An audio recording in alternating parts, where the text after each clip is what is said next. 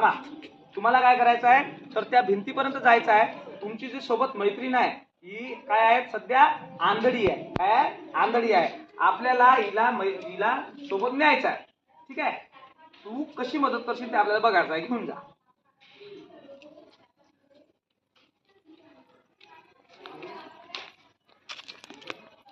हळूहळू जा.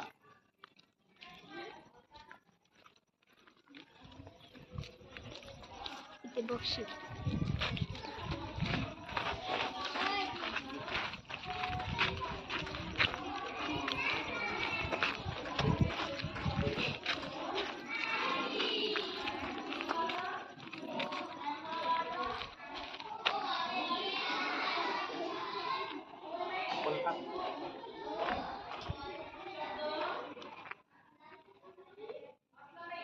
तू इथे पोहोचली. ठीक आहे,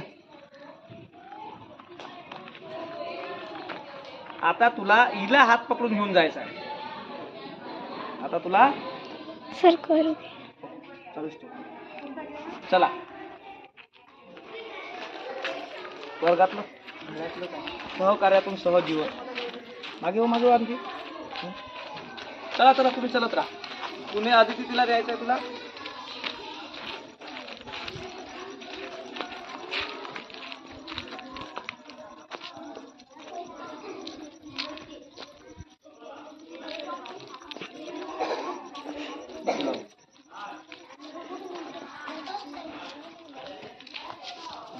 पलटो.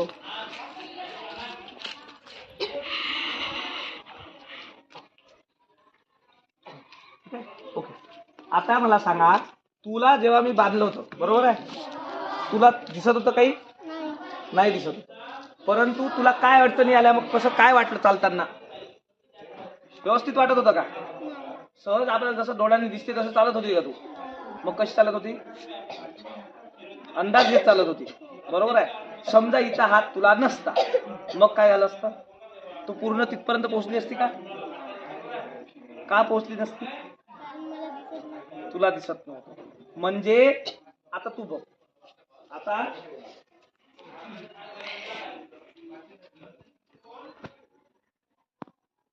आता तू एकटी जा. चल पुढं.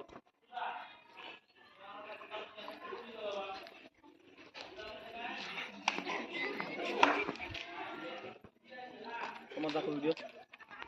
समज व्हिडिओ इकडे इकडे इकडे बघ. बस थांब. थांबा. हा बघ, तू कुठे चालली होती. म्हणजे काय शिकले याच्यावरून तुम्ही? काय शिकले? ही एकटी जेव्हा पाठवली कुठे गेली होती? झाडांमध्ये गेली होती. आणि अक्षरशः ती आता तिथे पडली असती जर मी तिला पकडलं नसतं तर. परंतु हिला जेव्हा मी बांधलं होतं आणि दिशाला सांगितलं की दिशा तिचा हात पकडून हिला घेऊन जा, तर ती व्यवस्थित मॅडमच्या वर्गापर्यंत गेली, त्या दुसऱ्या वर्गापर्यंत, आणि दुसऱ्या वर्गापासून मग दुसऱ्याला बांधल्यानंतर तू सुद्धा व्यवस्थित आला.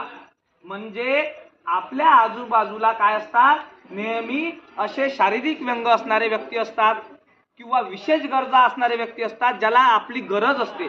मग ते म्हातारे माणसं असो की काय असो, आपल्या वर्गातले अंध अपंग असे व्यक्ती असो, यांना नेहमी कशाची तरी गरज असते. समजले?